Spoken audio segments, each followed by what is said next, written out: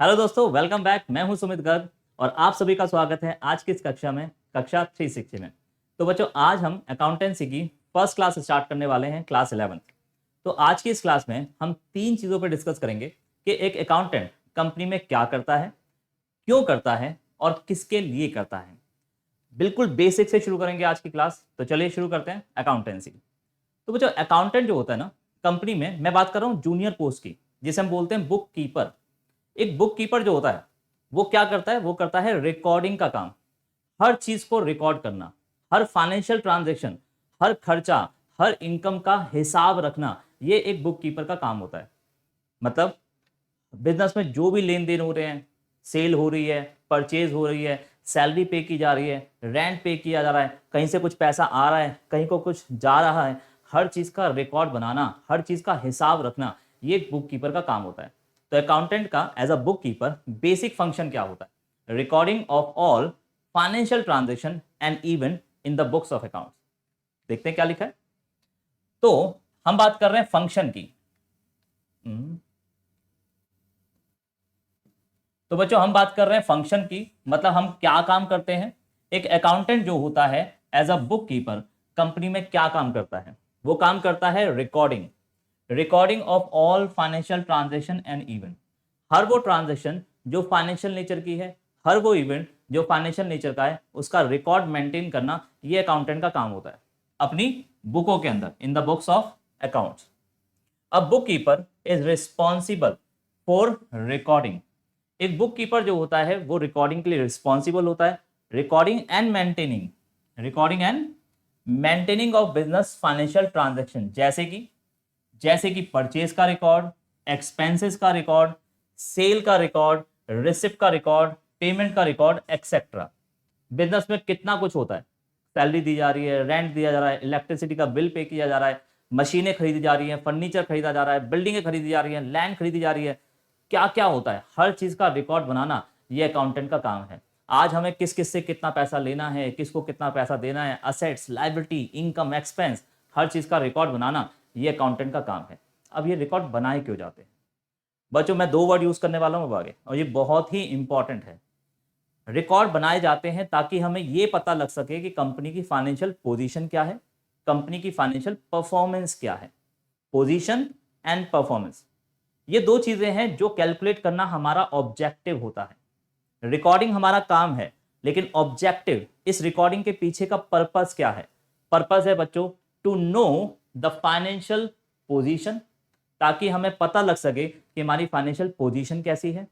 And to know the financial performance, ताकि हमें पता लग सके कि हमारी परफॉर्मेंस कैसी है। और ये है हमारे ऑब्जेक्टिव।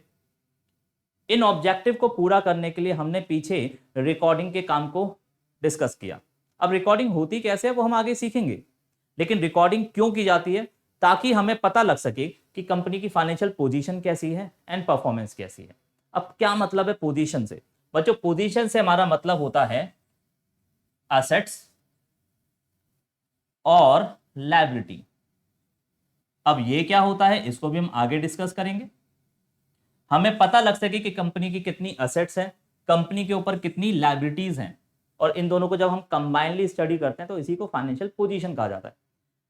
उसी तरीके से हम जानना चाहते हैं कि कंपनी की फाइनेंशियल परफॉर्मेंस कैसी है। फाइनेंशियल परफॉर्मेंस से हमारा मतलब है कंपनी की इनकम एंड कंपनी के एक्सपेंसेस। कंपनी ने कितना कमाया, कंपनी ने कितना खर्चा कर दिया, ये कैलकुलेट करना भी हमारा ऑब्जेक्टिव है। और ये कैलकुलेशन तभी पॉसिबल है जब हमारे पास हर चीज का रिकॉर्ड मेंटेन होगा। तो हमने हर चीज का रिकॉर्ड बनाया, रिकॉर्ड बनाने के बाद हमने कैलकुलेट करा कि कंपनी की फाइनेंशियल पोजीशन कैसी है, परफॉर्मेंस कैसी है। अब इसके बाद क्या? चलो कैलकुलेट भी कर लिया, लेकिन कैलकुलेट करने से होगा क्या? बच्चों, कई सारे लोग हैं जो जानना चाहते हैं कंपनी की फाइनेंशियल पोजीशन और परफॉर्मेंस के बारे में। उन सब लोगों को वैसे कंबाइनली हम बोलते हैं यूजर। कई सारे लोग हैं जो जानना चाहते हैं कि कंपनी की फाइनेंशियल पोजीशन कैसी है, कंपनी की फाइनेंशियल परफॉर्मेंस कैसी है। कौन है वो लोग? एक एग्जांपल मैं आपके सामने रखता हूं, कंपनी का ओनर। अगर आप किसी कंपनी के ओनर हैं तो क्या आप जानना चाहोगे कि आपकी कंपनी में प्रॉफिट हो रहा है या लॉस हो रहा है? ऑब्वियस जानना चाहोगे। आपने कंपनी में पैसा इन्वेस्ट किया हुआ है, तो आपको कौन बताएगा? अकाउंटेंट बताएगा। कैसे? हर चीज का रिकॉर्ड बनाकर इन दो चीजों को कैलकुलेट करके अकाउंटेंट का अगला काम क्या है? कम्युनिकेट करना। भाई अकाउंटेंट ये सारी चीजें कैलकुलेट करके अपने पास ना रखेगा, अकाउंटेंट ये सारी चीजें कैलकुलेट करने के बाद कम्युनिकेट करेगा ये सारी की सारी accounting information, communicate accounting records with the user.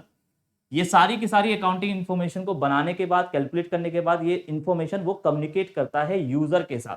अब यूजर में एक एग्जांपल मैंने आपको दिया, ऑनर।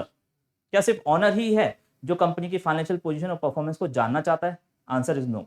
बहुत सारे और भी लोग हैं, उन सब लोगों को यूजर कहा जाता है। लेकिन वो कौन से लोग हैं? पहले तो यूजर की एक बार डेफिनेशन समझ लेते हैं। हर वो person, all kind of person who interested, all kind of person who interested to know about financial position and performance is known as user। हर वो पर्सन जो कंपनी की पोजीशन और परफॉर्मेंस को जानने में इंटरेस्टेड है, उस पर्सन को यूजर कहा जाता है। तो डेफिनेशन यहां पे लिखी हुई है, all those person who interested to know about position, about performance of the business is known as user. अब यूजर कितने तरह के होते हैं? ऑनर तो सिर्फ एक एग्जाम्पल था, और भी बहुत सारे लोग हैं, पर जो बेसिकली यूजर होते हैं दो तरह के। एक होता है इंटरनल यूजर और एक होता है एक्सटर्नल यूजर। इंटरनल यूजर वो होता है जिसके पास कंपनी की डिटेल इंफॉर्मेशन के राइट होते हैं, मतलब टॉप लेवल पे बैठा हुआ बंदा कंपनी के अंदर। जैसे कि ऑब्वियस कंपनी का ऑनर। अगर आप किसी कंपनी के ऑनर हैं, जैसे कि पहले डिस्कस हो चुका है, जैसे कि जेफ बेजोस, इसका वर्ल्ड वाइड बिजनेस है, कितनी दुनिया में, पूरी दुनिया में फैला हुआ बिजनेस है, और तरह तरह के बिजनेस हैं, कोई एक कंपनी नहीं है, बहुत सारी कंपनियां और भी हैं। क्या ये हर कंपनी में खुद जाता होगा? Obvious not. इसको घर बैठे, एक ही जगह पे बैठे बैठे अपनी पूरी दुनिया में फैले हुए सारे बिजनेस का पता रहता है। कैसे? अकाउंटिंग रिकॉर्ड से। इसके पास सारे अकाउंटिंग रिकॉर्ड आते हैं और रिकॉर्ड से ये सारा चेक करता रहता है कि इस कंपनी में क्या क्या हो रहा है। तो एक ऑनर की पूरी नजर रहती है अपने हर एक बिजनेस के ऊपर अकाउंटिंग रिकॉर्ड के बेसिस पर। ऑनर के अलावा और कौन है? कंपनी का टॉप लेवल ऑफ मैनेजमेंट, जैसे CEO, CFO, production manager, sales manager, जो टॉप लेवल ऑफ मैनेजमेंट होती है। अब ये क्यों जानना चाहेंगे? बच्चों, मैनेजर की रिस्पॉन्सिबिलिटी होती है, या मैनेजर के ऊपर ये बर्डन होता है कि वो कंपनी की परफॉर्मेंस को और बेटर करे। आज कंपनी यहां पर है तो उसे और बुलंदियों पर कैसे लेकर जाए, मैनेजर को इस चीज की प्लानिंग करनी होती है। अब एक मैनेजर को यही नहीं पता कि आज कंपनी का प्रेजेंट क्या है, कंपनी में आज कितने का सेल हुआ, कितने का परचेज हुआ। अगर एक मैनेजमेंट को यही नहीं पता होगा तो वो आगे की परफॉर्मेंस और बेटर कैसे करे? तो एक मैनेजमेंट को आज का प्रेजेंट पता होगा, लेकिन कैसे? अकाउंटिंग रिकॉर्ड के बेस पर। एक मैनेजमेंट ये जानना चाहती है कि करंटली कंपनी में क्या हो रहा है, कितने का लॉस हुआ या कितने का प्रॉफिट हुआ, तो एक मैनेजमेंट को पता कैसे होगा? अकाउंटिंग रिकॉर्ड से। चलो, ये तो बात हो गई इंटरनल की। लेकिन और भी लोग हैं जो कंपनी के बाहर के हो सकते हैं, जैसे कि एक bank, financial institution. Let suppose आपकी कंपनी है और मैं हूं बैंक का मैनेजर। आपकी कंपनी मुझसे लोन मांगने आती है। क्या ऐसे दे दूं? आपकी शक्ल देखकर लोन दे दूं? नहीं। मैं क्या पूछूंगा कि भाई आप क्या काम करते हो, लास्ट ईयर क्या प्रॉफिट रहा, प्रॉफिट चल रहा है या नुकसान में तो नहीं चल रही? ऑलरेडी कई सारे लोगों से लोन ले रखा हो, उनका लोन आपने वापस नहीं करा, मैं आपको लोन कैसे दे दूं? बैंक 10 तरह के सवाल पूछेगा।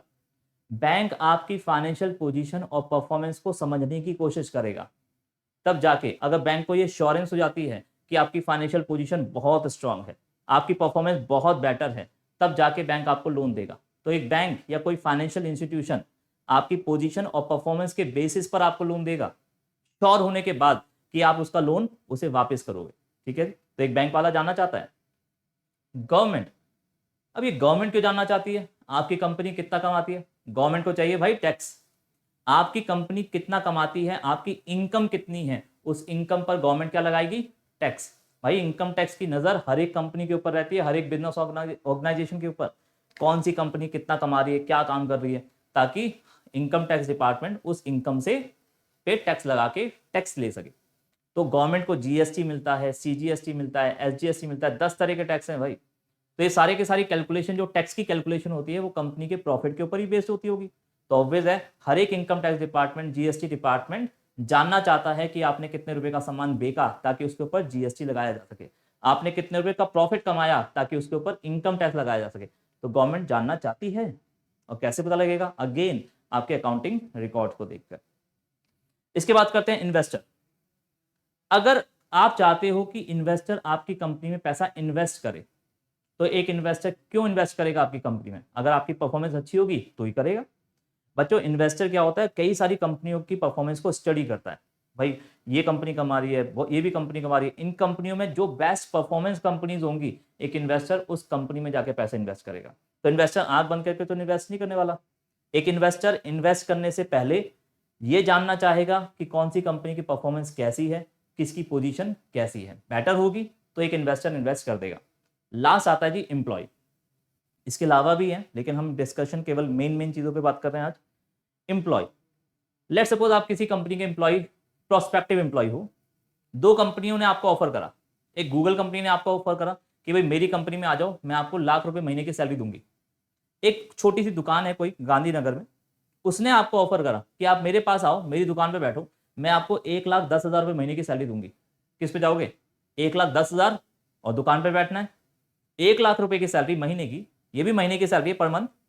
ये कह रहा है कि मैं आपको 1,00,000 की सैलरी दूंगा। अब आप में से कई सारे ऐसे बच्चे होंगे जो कहेंगे सर हम तो 1,10,000 वाली सैलरी पे जाएंगे। सर 10,000 ज्यादा है, इस पे जाएंगे। गलत डिसीजन है बच्चों। कल को फिर से कोविड आ गया तो ये दुकान तो जानिए बंद, और आप घर बैठ जाओगे और ये आपको घर बैठा के सैलरी नहीं देने वाला। यहाँ पे आपके परफॉर्मेंस के बेस पर आपका इंक्रीमेंट मिलेगा, लेकिन बहुत थोड़ा सा। गूगल में जॉब अपॉर्चुनिटीज के साथ साथ आपके ग्रोथ के चांसेस बहुत ज़्यादा हैं। कल को कोविड फिर से आता है, गूगल कंपनी बंद नहीं होने वाली। ये घर बैठा के आपको काम देगी और आपको सैलरी भी देगी, पूरी सैलरी देगी। बच्चों, गूगल कंपनी वर्ल्ड वाइड काम कर रही है, इसकी पोजीशन बहुत ज़्यादा स्ट्रांग है, इसकी परफॉर्मेंस बहुत ज़्यादा स्ट्रांग है। यहाँ पे जॉब सिक्योरिटी के चांसेस ज़्यादा हैं as compare to this job. यहाँ पे जॉब सिक्योरिटीज कम है, कल को जॉब जा सकती है यहाँ से। अगर कोई भी मार्केट में अप डाउन्स आते हैं, रिसेशन आता है, हो सकता है ये आपको जॉब से निकाल दे, लेकिन यहाँ पे रिसेशन का इम्पैक्ट पड़ेगा, लेकिन उतना ज़्यादा नहीं पड़ेगा। तो जॉब सिक्योरिटी ऐसी कंपनियों में ज़्यादा होती है जहाँ की पोजीशन एंड परफॉर्मेंस बेटर होती है। एक पढ़ा लिखा एम्प्लॉय अगर उसके पास मल्टीपल ऑफर्स आते हैं तो वो ज़रूर सिलेक्ट करने से पहले ये देखेगा कि कौन सी कंपनी की परफॉर्मेंस ज़्यादा बेटर है। तो एक पढ़ा लिखा एम्प्लॉय ज़रूर जानना चाहेगा जिस कंपनी में मैं जा रहा हूँ उस कंपनी की पोजीशन एंड परफॉर्मेंस कैसी है। एक इन्वेस्टर जानना चाहता है पोजीशन परफॉर्मेंस, एम्प्लॉय जानना चाहता है, गवर्नमेंट जानना चाहती है, बैंक जानना चाहता है, कंपनी का मैनेजमेंट, कंपनी के ऑनर, ये सब लोग जानना चाहते हैं कंपनी की पोजीशन परफॉर्मेंस कैसी है। इसीलिए इन सब लोगों को कहा जाता है यूजर। इन लोगों को कौन बताएगा कि पोजीशन परफॉर्मेंस कैसी है? अकाउंटेंट बताएगा। कैसे बताएगा? कैलकुलेट करके। कैसे कैलकुलेट करेगा? सारे के सारे रिकॉर्ड बनाकर। तो आज की इस क्लास में हमने 3 चीजों पे बात करी। अकाउंटेंट क्या करता है? जूनियर लेवल ऑफ अकाउंटेंट सारे के सारे रिकॉर्ड बनाता है। दूसरी चीज, क्यों बनाता है? ताकि वो 2 चीजें कैलकुलेट कर सके, पोजीशन एंड परफॉर्मेंस, और कैलकुलेट करने के बाद वही सारी की सारी इंफॉर्मेशन को कम्युनिकेट करता है यूजर के साथ। तो ये काउंटिंग रिकॉर्ड बनाए जा रहे हैं इन सब लोगों के लिए, ताकि ये डिसाइड कर सकें कि इसे लोन देना है या नहीं देना। गवर्नमेंट डिसाइड कर सके कि किस कंपनी में कितना टैक्स लगाना है। इन्वेस्टर डिसाइड कर सके कि किस कंपनी में पैसा इन्वेस्ट करना है। एक एम्प्लॉय डिसाइड कर सके कौन सी कंपनी को ऑफर को एक्सेप्ट करना है, किसको रिजेक्ट। फ्यूचर की प्लानिंग करना, फोरकास्टिंग करना, कंपनी की परफॉर्मेंस को बेटर करने के डिसीजन मैनेजमेंट तभी ले पाएगी जब उसके पास पोजीशन एंड परफॉर्मेंस की सारी इंफॉर्मेशन होगी। एक इन्वेस्टर इन्वेस्ट कर रहा है पैसा, तो ऑब्वियस है वो जानना तो जरूर चाहेगा।